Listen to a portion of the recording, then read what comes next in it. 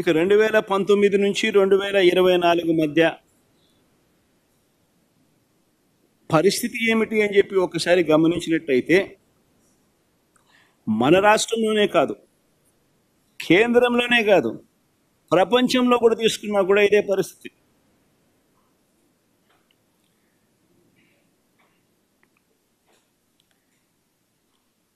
వాస్తవాలు ఇవైతే ఎవరి హయాంలో నిజంగా టేబుల్ 7 కూడా బామ్మ, ఎవరి హయాంలో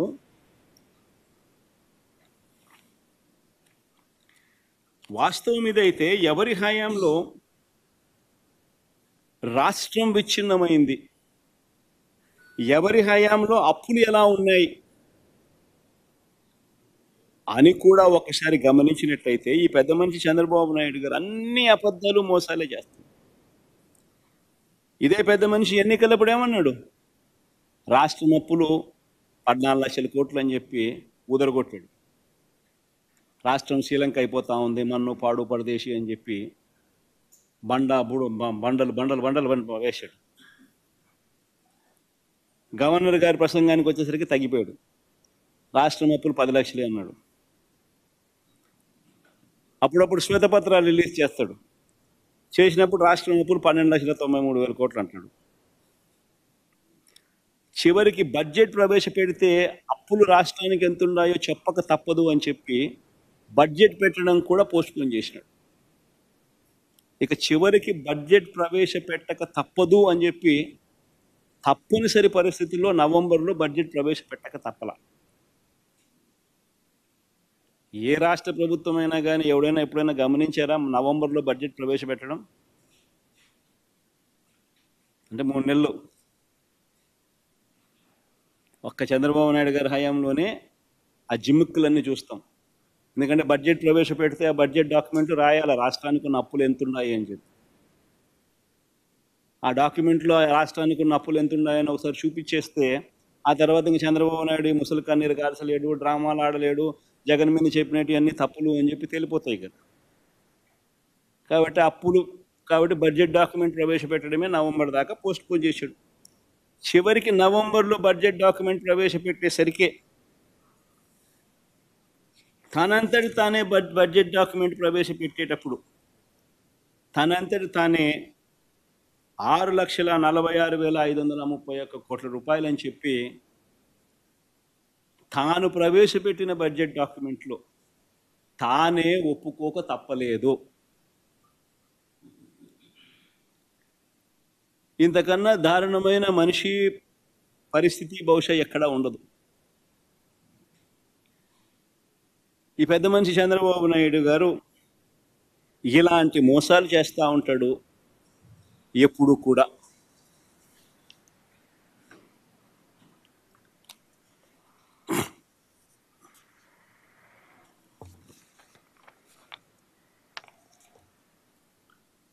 అర్థమయ్యేట్టుగా మన వరకు చూపించాం. ఎక్కడెక్కడ అంటే 6,46,000 కోట్లు అనేది చూపించాం ఆయన బడ్జెట్ డాక్యుమెంట్. చూసినారా? అది గమనిస్తే కనిపిస్తుంది. చూసినారా?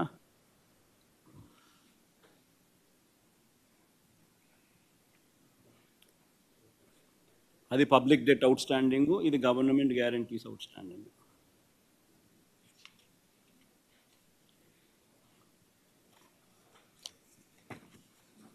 మళ్ళీ అన్ని కాపీస్ మీకు ఇస్తారులే, అందరు తీసుకొని పోండి. ఇన్ని వేయాలి మీ టీవీలలోనూ మీ పేపర్లలోనూ. మీరు ఇవన్నీ డాక్యుమెంట్ ప్రజెంటేషన్ కూడా చేయాలి. ఏ రకంగా బడ్జెట్ డాక్యుమెంట్ నువ్వు 6,46,000 కోట్లు రాష్ట్ర అప్పులు ఉన్నాయని చెప్పి చూపిస్తూ, ఏ రకంగా నువ్వు 14 లక్షల కోట్లు 12 లక్షల కోట్లు 10 లక్షల కోట్లు అని చెప్పి ప్రజలను మిస్లీడ్ చేయడం ఎంత మటుకు ధర్మం అని చెప్పి అర్థమయ్యేట్టుగా అందరూ క్వశ్చన్ చేయాలి. ధర్మమేనా ఇటు చేయడము అని చెప్పి. ఈ పెద్ద మనిషి చంద్రబాబు నాయుడు గారు గుర్తుపెట్టుకోవాల్సిన అంశం ఏమిటి అని అంటే, ప్రజలందరికీ కూడా తెలియాల్సిన అంశం ఏమిటి అని అంటే, ఏ ప్రభుత్వం అయినా కూడా it is governed by FRBM norms. ఏ ప్రభుత్వం అయినా కూడా FRBM ప్రకారము రాష్ట్ర GSDPలో 3%, 3.5% సెంట్రల్ గవర్నమెంట్ డిసైడ్ చేస్తుంది. ఆ డిసైడ్ చేసిన ఆ పర్సంటేజ్ ప్రకారమే ఎవరైనా కూడా బారోయింగ్ చేయగలుగుతారు. అంతకన్నా ఎక్కువ చేసే అవకాశం చాలా తక్కువగా ఉంటుంది. కానీ ఒక్క చంద్రబాబు నాయుడు గారి పాలనలో మాత్రం అప్పట్లో అక్కడ కూడా కేంద్ర ప్రభుత్వంలో ఆయన చక్రం తిప్పుతా ఉన్నాడు కాబట్టి తాను హయాంలో మాత్రం టేబుల్ 7 చూపించు. తాను హయాంలో మాత్రం ఎక్సెస్ బారోయింగ్ చంద్రబాబు నాయుడు గారి హయాంలో 31,000 కోట్ల రూపాయలు అదే 31,082 కోట్ల రూపాయలు అదనపు బారోయింగ్, అడిషనల్ బారోయింగ్ చేశారు.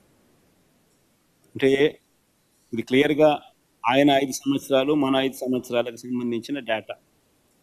జిఎస్డిపి మనది ఇంత, ఫిజికల్ డెఫిసిట్ అంటే మనం బారో చేయగలిగిన లిమిట్స్ ఇంత, ఫిజికల్ డెఫిసిట్లో ఎంత percentage, physical deficit to GSDP percentage ఎంత, రికమెండేషన్ ఎంత రికమెండెడ్, ఆ రికమెండెడ్ అమౌంట్ అయితే ఎంత, చేయాల్సిన దానికన్నా ఎక్సెస్ ఎంత చేశారు